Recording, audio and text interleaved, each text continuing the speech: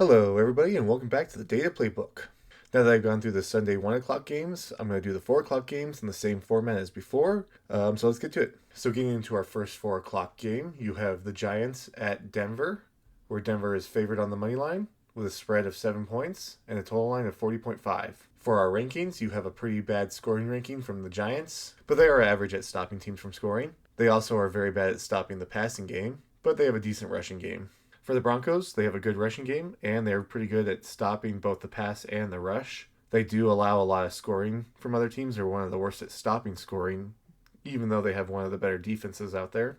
And then looking at their fantasy points, you have the Giants with a rank of 23, getting almost 80 fantasy PPR points per game, and a little better with Denver at 14, with almost 85 PPR points per game. And just switching over for the averages, if you want to look at any of that, there you have it. The quarterbacks in this matchup are Jackson Dart and Bo Nix. Nix getting an average of 16.2 PPR points, and Jackson Dart getting 11.8 average PPR points. He's had 2 interceptions in the games that he's played, and he's lost a fumble due to a sack, as has Bo Nix, and he has 4 interceptions as well for Bo Nix.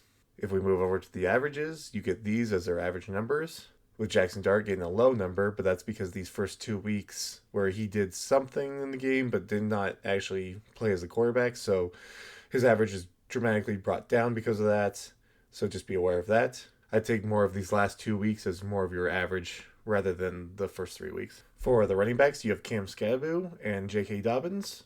Cam gets 16.5 average fantasy points per game in PPR, while J.K. Dobbins gets an average of 12.7 fantasy points in PPR.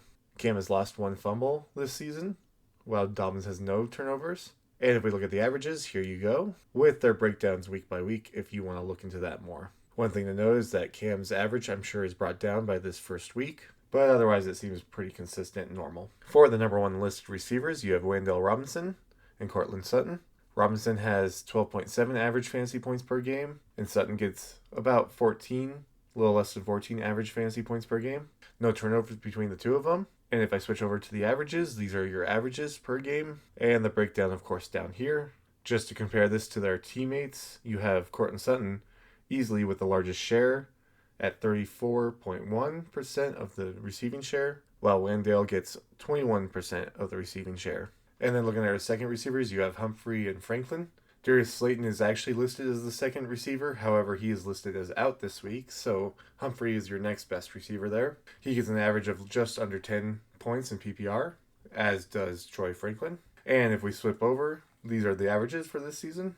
And looking at the share, you did get a pretty large share for Troy Franklin at 22.3%, but a pretty small one for Humphrey that's probably less than like 8, 9, maybe that's probably less than 6 or 7%. And then you have Humphrey with a smaller piece here with maybe 6 or 7% of the receiving share. And finishing up with our tight ends, you have Theo Johnson and Evan Ingram, and both of them averaging around that 7.5, 7.9 for Theo Johnson, 7.5 for Evan Ingram, average fantasy points per game. Switching over to the averages, this is what you get for their weekly game average and how it's broken down here. And typical for tight ends, they're probably about that 10% maybe for Theo, maybe a little less. Probably a little less over here for Ingram, like maybe 7 or 8%. So this might be an interesting game because you have Denver that's a pretty stout defense, but isn't great at scoring or stopping scoring, while you have the Giants that aren't the best team at this point, with one of the worst at stopping the pass. With a new quarterback, with Jackson in, we'll have to see how he does for a few weeks and if he can really pull up the team or not. So this will be an interesting game to keep track of. And there's your data for that game. Thank you so much for watching. If you enjoyed, leave a like and subscribe to see more, and leave a comment on what else you might want to see in the future. But otherwise, I'll see you next time.